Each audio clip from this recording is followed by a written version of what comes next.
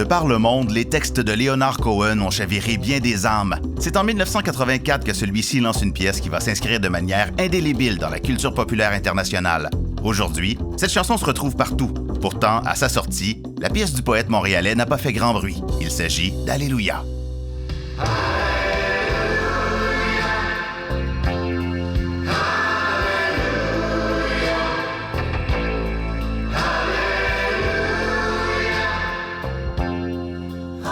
Au début des années 80, après 6 albums, Cohen travaille sur ce qui va devenir Various Positions. En pleine vague New Wave à l'ère des synthétiseurs, les chansonniers n'ont plus la cote. Il doit se réinventer.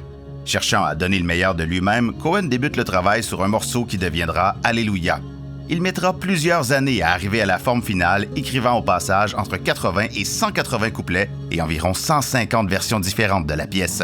L'obsession de l'artiste pour arriver à en faire un chef-d'œuvre le mène à y travailler étendu au sol d'une chambre de l'hôtel Royalton de New York, se frappant la tête sur le plancher, frustré par son incapacité à la terminer. Ce processus va même étonner son collègue d'étiquette de disque, Bob Dylan. Dans une conversation avec Leonard Cohen, Dylan il avait dit « Ah mon Dieu, moi, il dit, mes meilleurs, je les fais en 5 minutes du premier jet, puis les pires me prennent des mois. » Mais finalement, Bob Dylan, lui, avait conseillé à Cohen de prendre son temps de toute façon, parce que c'est comme ça qu'il était le mieux. T'sais. Issu d'une famille juive très croyante de Westmount, Leonard Cohen baigne durant son enfance dans une culture religieuse qui a profondément marqué son imaginaire. Le poète a longtemps navigué entre la foi, le doute et la quête spirituelle, et Alléluia reflète justement cette tension-là. La chanson reprend des images bibliques, les chœurs évoquent le gospel et son titre, Gloire au Seigneur en hébreu, rappelle une louange.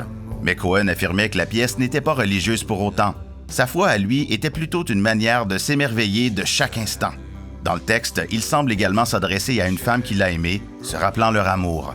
Cette dualité entre l'élévation spirituelle et les élans charnels donne à la chanson sa force. Le texte, il peut prêter à beaucoup d'interprétations. Ce qui est le fait des grandes chansons, de toute façon, parfois on peut être un peu interpellé, on peut se demander, on peut y trouver plusieurs sens au cours de son existence. C'est une chanson qui peut avoir une connotation spirituelle et même religieuse, bon, à cause du mot Alléluia, mais en même temps de très terre-à-terre aussi. Les questions de la chair et de l'amour, etc. sont toutes là-dedans. Finalement, je pense que c'est plutôt la mélodie qui donne cette saveur-là à tout, plus que le texte lui-même, tu sais. N'étant pas imperméable à l'époque qu'il traverse, Leonard Cohen compose Various Positions sur un clavier Casio plutôt qu'à la guitare classique. L'artiste donne à la pièce une rythmique qui évoque une ballade rétro et la chanson se développe sur une progression d'accords que le chanteur décrit directement dans le premier couplet.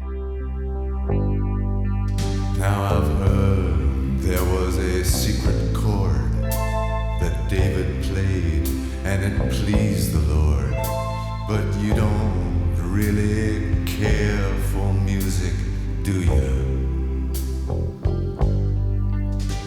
It goes like this, the fourth, the fifth, the minor fall, the major lift, the baffled king composing hallelujah.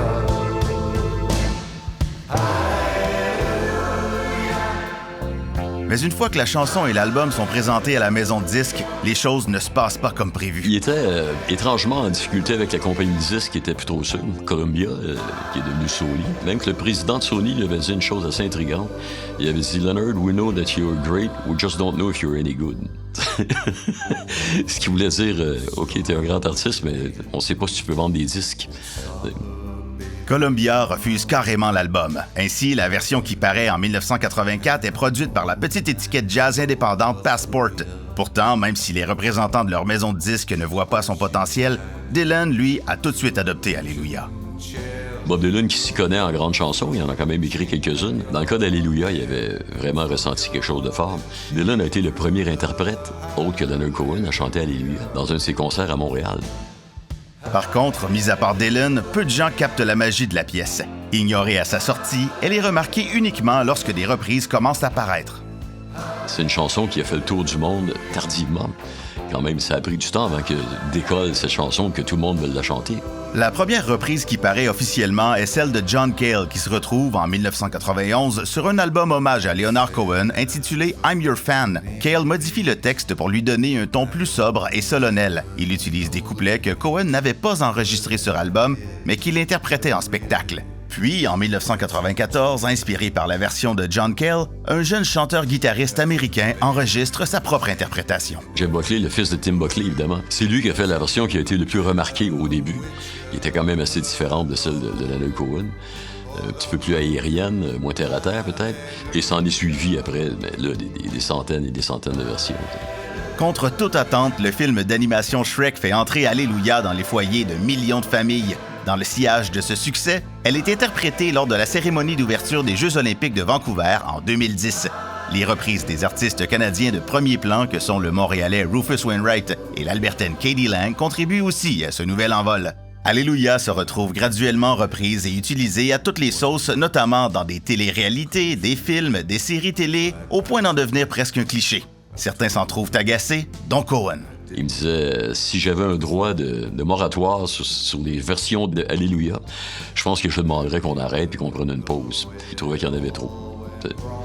Ça... Comment dire? Peut-être que ça heurtait sa mondiale modestie.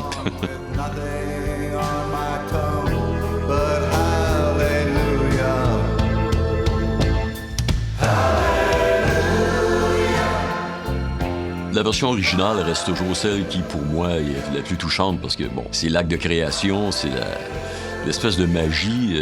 C'est quelque chose qui me mystifie encore.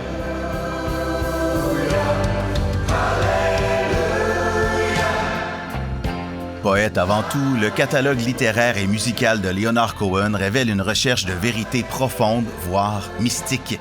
Et parmi toutes ses créations, Alléluia semble être celle qui a fait vibrer les cordes sensibles du plus grand nombre d'âmes jusqu'à devenir un véritable hymne ici au Québec comme ailleurs dans le monde. Si la reconnaissance de cette chanson s'est aussi construite à travers les interprétations d'autres artistes, sa version à lui a résonné avec une force toute particulière au moment de son décès en 2016. Profondément attaché à Montréal et au Québec, Leonard Cohen a laissé à sa disparition une trace vive dans la mémoire collective des Québécois. Et encore aujourd'hui, sa voix grave et insondable continue de résonner en chacune des personnes qui découvrent et redécouvrent son art.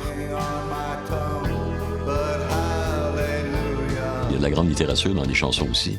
Et Leonard Cohen en était la preuve par mille. Alléluia est un phénomène en soi. C'est devenu un univers, tu sais.